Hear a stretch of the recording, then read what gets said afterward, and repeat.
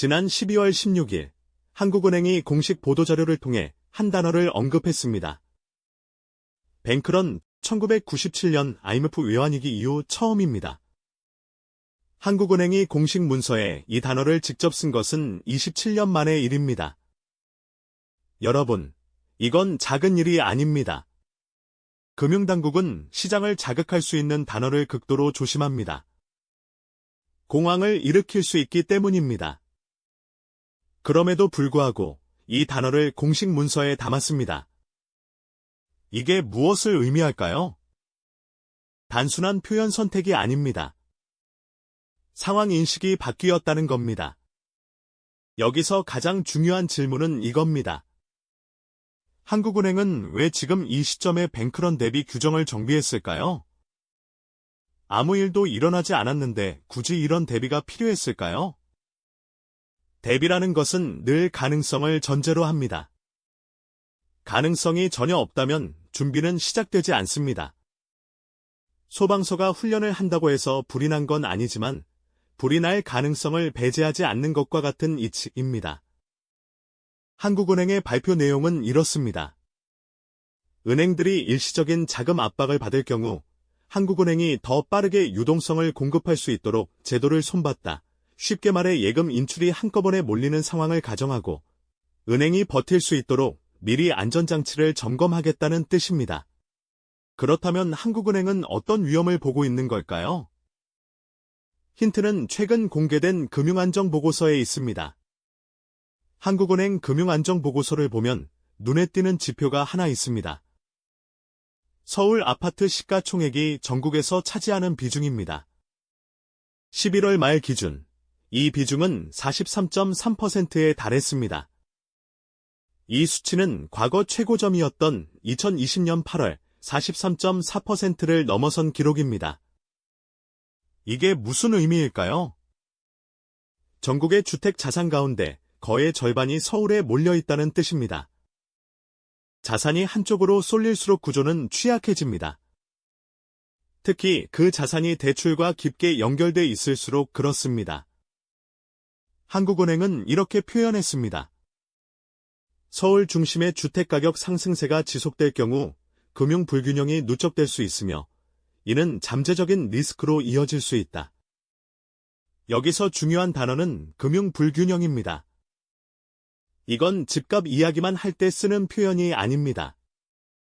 은행, 대출, 가계부채, 금융 시스템 전체를 함께 볼 때 사용하는 용어입니다.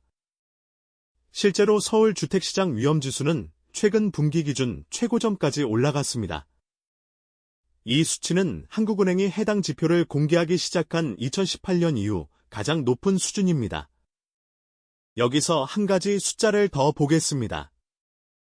서울 아파트 시가총액은 현재 서울 지역 총생산의 약 3배 수준입니다. 서울이라는 도시가 1년 동안 만들어내는 모든 부가가치의 3배에 해당하는 금액이 아파트 가격으로 묶여 있다는 의미입니다. 이 비율 역시 2018년 이후 가장 높은 수준입니다. 이 구조가 왜 문제일까요? 도시의 소득보다 자산 가격이 훨씬 빠르게 커졌다는 뜻이기 때문입니다. 소득이 뒷받침되지 않는 자산 가격 상승은 결국 대출과 금융 레버리지에 의존하게 됩니다. 그리고 이 레버리지는 작은 충격에도 민감하게 반응합니다. 금리가 조금만 움직여도 부담은 급격히 커집니다. 거래가 조금만 줄어도 시장은 바로 얼어붙습니다. 자산 가격이 높을수록 조정이 올 때 충격도 커질 수밖에 없습니다. 이런 구조적 부담은 결국 환율에서 먼저 드러납니다. 최근 원달러 환율이 급격히 움직였습니다. 한동안 1,500원을 넘길 수 있다는 이야기까지 나왔습니다. 그러다 개장 직후 환율이 갑자기 급락했습니다. 장중 한때 환율은 1,430원대까지 내려가기도 했습니다. 상황이 진정된 것처럼 보일 수도 있습니다. 하지만 이 움직임을 그대로 받아들이기는 어렵습니다. 왜냐하면 이 환율 급락과 동시에 외환 당국의 강도 높은 구두 개입 소식이 함께 전해졌기 때문입니다. 구두 개입은 실제로 달러를 사고 파는 개입과는 다릅니다. 시장에 직접 돈을 투입하지 않더라도 당국이 공식적인 메시지를 통해 방향을 제시하는 방식입니다. 쉽게 말해 지금 이 가격대는 용인하지 않겠다는 신호를 시장에 던지는 겁니다. 즉 이번 환율 급락은 시장이 스스로 안정을 찾은 결과가 아닙니다. 고환율에 대한 일시적인 방어 차원에서 당국이 먼저 움직였기 때문에 나타난 변화에 가깝습니다. 환율은 흔히 금융시장의 체온계라고 불립니다. 몸에 이상이 생기면 체온이 먼저 올라가듯이 금융시장에 부담이 쌓이면 환율이 먼저 움직입니다. 환율, 주택시장, 금융 불균형이 동시에 긴장되는 상황에서 금융당국은 무엇을 가장 먼저 점검할까요? 바로 은행 시스템입니다. 은행은 금융 시스템의 중심이기 때문입니다.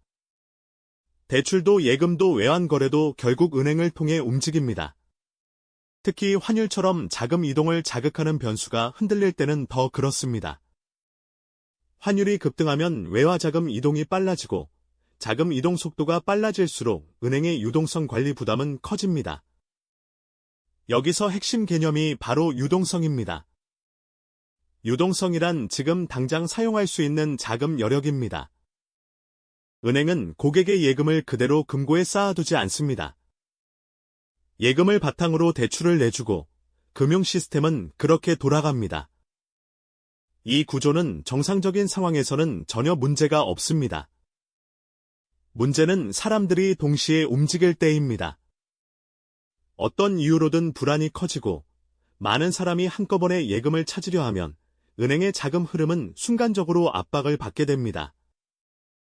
이때 발생하는 현상이 바로 뱅크런입니다. 이런 상황에서 개인에게 가장 직접적으로 체감되는 변화가 하나 있습니다. 예금자 보호 한도가 5천만 원에서 1억 원으로 상향됐습니다. 겉으로 보면 반가운 소식입니다. 보호 한도가 2배로 늘어났으니 더 안전해진 것처럼 느껴질 수 있습니다. 하지만 이 변화를 단순히 혜택으로만 받아들이기에는 그 배경을 한번 더 생각해 볼 필요가 있습니다. 예금자 보호 제도는 은행이 문을 닫는 극단적인 상황에서 예금자를 보호하기 위해 만들어진 장치입니다. 은행이 파산하더라도 예금보험공사가 일정 금액까지는 대신 지급해주는 제도입니다. 중요한 점은 이 제도가 사후적 보호라는 점입니다. 예금자 보호는 은행이 이미 문제가 생겼을 때 작동합니다. 그 전에 발생할 수 있는 불안이나 혼란을 막아주는 장치는 아닙니다. 즉, 뱅크런 같은 상황이 실제로 발생하면 제도는 마지막 안전망 역할을 할 뿐입니다. 예금자 보호 한도는 안전의 상징이 아니라 기준선입니다.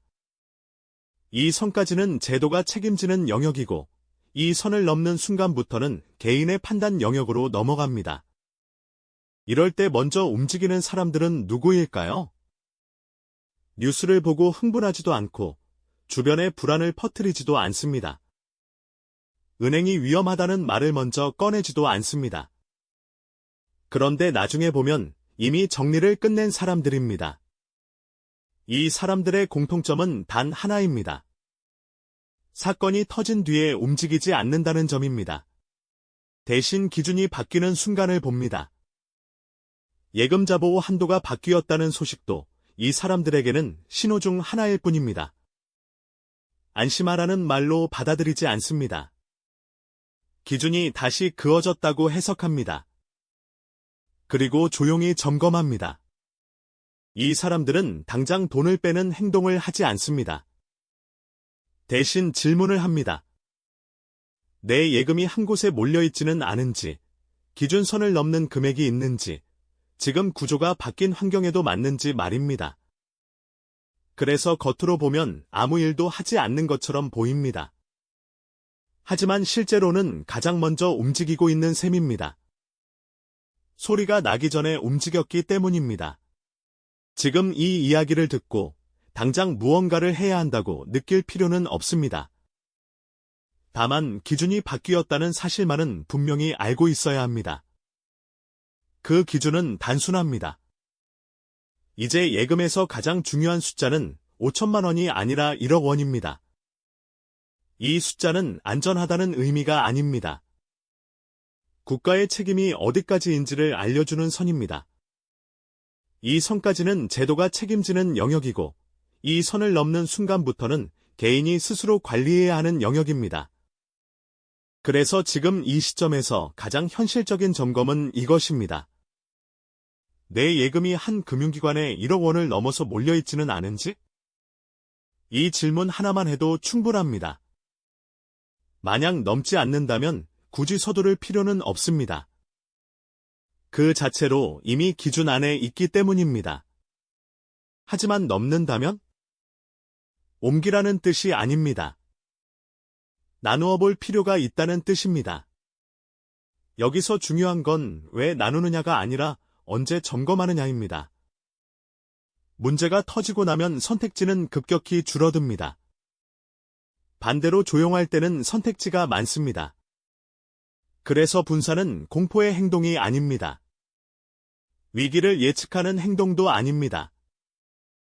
기준이 바뀌었을 때 자리를 다시 맞추는 관리입니다. 오늘 이야기의 핵심은 이것입니다. 겁을 내라는 것도 아니고 위기를 단정하라는 것도 아닙니다. 기준이 바뀌었고 그 기준을 알고 관리하자는 이야기입니다. 한국은행이 27년 만에 뱅크런을 언급했습니다. 예금자보호 한도가 5천만 원에서 1억 원으로 바뀌었습니다. 서울 주택시장 위험지수가 사상 최고점을 찍었습니다. 환율이 1,500원 근처까지 올랐고 당국이 구두 개입에 나섰습니다. 이 모든 것은 각각 따로 움직이는 게 아닙니다. 하나로 연결돼 있습니다. 아직 아무 일도 일어나지 않았습니다. 하지만 한국은행은 준비에 들어갔습니다. 이게 무엇을 의미할까요? 평온할 때 점검할 기회가 주어졌다는 뜻일 수도 있습니다. 이제 판단은 각자의 몫입니다. 아무것도 하지 않아도 될 수도 있고, 조금 점검만 해봐도 충분할 수도 있습니다. 중요한 건 나중에 돌아봤을 때, 그때 기준은 알고 있었다고 말할 수 있느냐입니다. 마지막으로 이 한 문장만 기억하시면 됩니다. 겁이 나서 움직이는 게 아니라 기준이 바뀌었기 때문에 관리하는 것입니다. 다음 시간에는 구체적으로 어떻게 자산을 분산할 수 있는지, 어떤 금융기관을 선택해야 안전한지 실전 방법을 알려드리겠습니다.